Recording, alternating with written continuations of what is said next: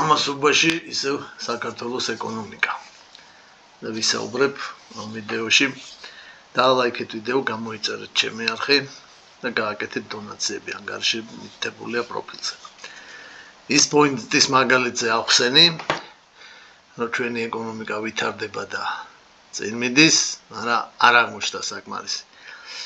არ ჯერა ხალხს. ეხლა მოდი ციფრებით ავხსნათ, თან არ ვენდოთ ოცნების და ოპოზიციის და ქართველი ექსპერტების ციფრებს. მოდი მიმართოთ ავტორიტეტულ საერთაშორისო ორგანიზაციას, ისეც როგორც არის მსოფლიო ბანკი. და ვნახოთ, რას ამბობს მსოფლიო ბანკი ამ თემაზე.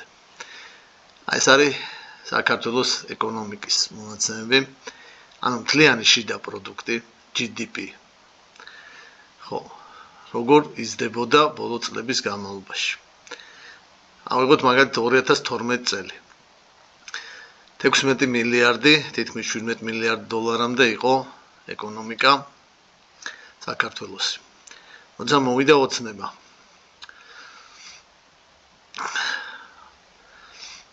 მერე ავიდა, ჩავიდა და აი ბოლო წლებში ნახეთ, როგორ კვეთრად წავიდა ზევით. აი პანდემიის მერე შენცერება იყო კლება და მერე წავიდა ზევით. მე რო ვიძახი, რომ კარგი ტემპებით იზრდება, ეს ციდან არ მომაკ. ეს არის მათ შორის მსოფლიო ბანკის მონაცემები. და 2023 წელს 30 მილიარდ დოლარს გადაცდა. წლევანდელი მონაცემები რო დავამატოთ, იქნება სადღაც 33-34 მილიარდი დოლარი. ანუ ბოლო 12 წელიწადში, რაც კოცები მოვიდნენ, ეკონომიკა გაორმაგდა. ეს კოცების დამსახურება, გარე ფაქტორების, ემიგრანტების და ვისი ეს უკვე სხვა საკითხია. მაგრამ ის რომ ეკონომიკა გაორმაგდა, არის ფაქტი, რომელსაც ადასტურებს ესეთი სერიოზული ორგანიზაცია როგორც მსოფლიო ბანკი. სავალუტო ფონდიც იგივეს იძახს, მსოფლიო ბანკის მაგალითზე, რო აღარ წავიდე. ხო. ეს არის მეორე გრაფიკი. ეს არის GDP per capita, ანუ მთლიანი შიდა პროდუქტი ერთ სულ მოსახლეზე. აი რამდენი იყო 2012 წელს? 4500 დოლარი. აი კაც აი ავიდა, მერე ჩამოვიდა 2014 წელში, მერე ისევ ავიდა, მერე პანდემიაზე დაეცა და აი ბოლო 4 წელი აკაც აი კვეთრის და, ხო? ბუნებრივია.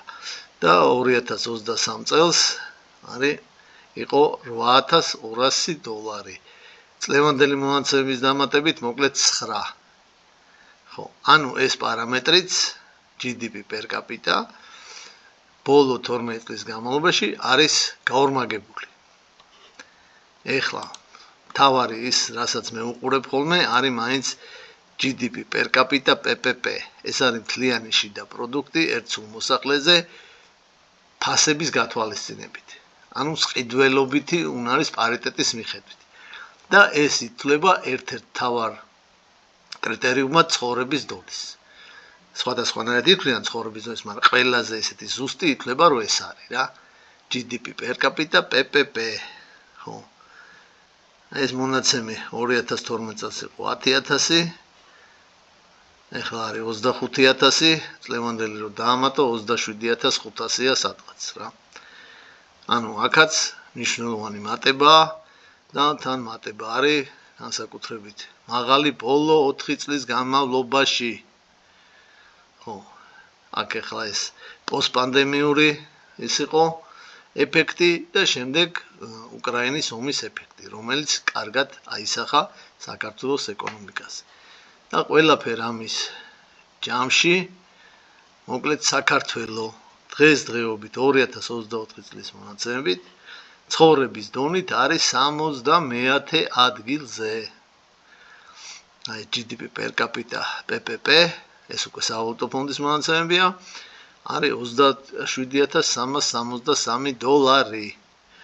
75 ვიყავით ჩარშან და აი რაღაც ქვეყნებს ჩრდილოეთ მაკედონიას, თურქმენეთს, ჩინეთს, აილანდს და მგონი მექსიკასაც გადავასწარით. ხო, ეხლა ჩვენ წინ არის არგენტინა, დომინიკანა, სერბეთი.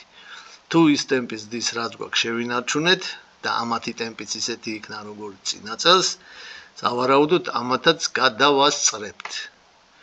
ხო, ამას იძახიან სოფლიო ბანკი და სავალუტო ფონდი.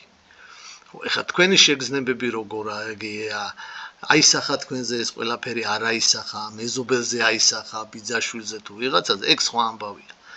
ეს არის გასაშუალებული მთელი ქვეყნის მასშტაბით, ყველა ფაქტორის გათვალისწინებით დათვლილი მონაცემები. ხო და ამ მონაცემებთან და ამ ორგანიზაციებთან კამათი არის სიბრიყვე. და ვინც კამათობთ, თავი გამოვყავთ როგორც ბრიყვები. ხო.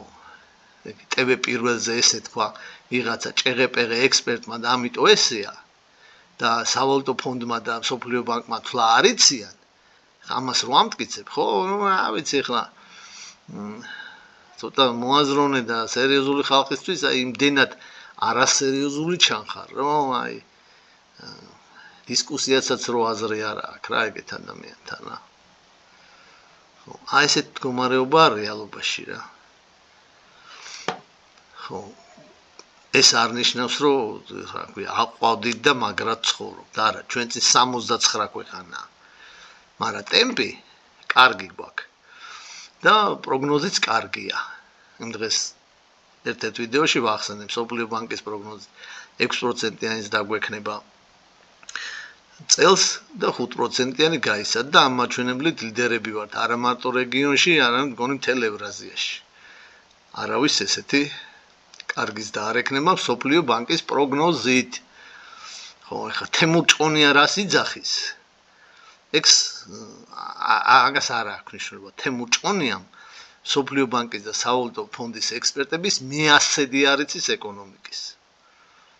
ლიმონათის ჩამოსმა იცოდა და მერე კოკა-კოლაზე გადავიდა და მარეულ დროში რაღაცები ისე დაითრია. ცოტა ისეთი კაციც არის. მიდგა მოდგა და ფული იშოვა. მაგრამ ეკონომიკა და ეკონომისტი როგორც ესეთი არ გახლავთ.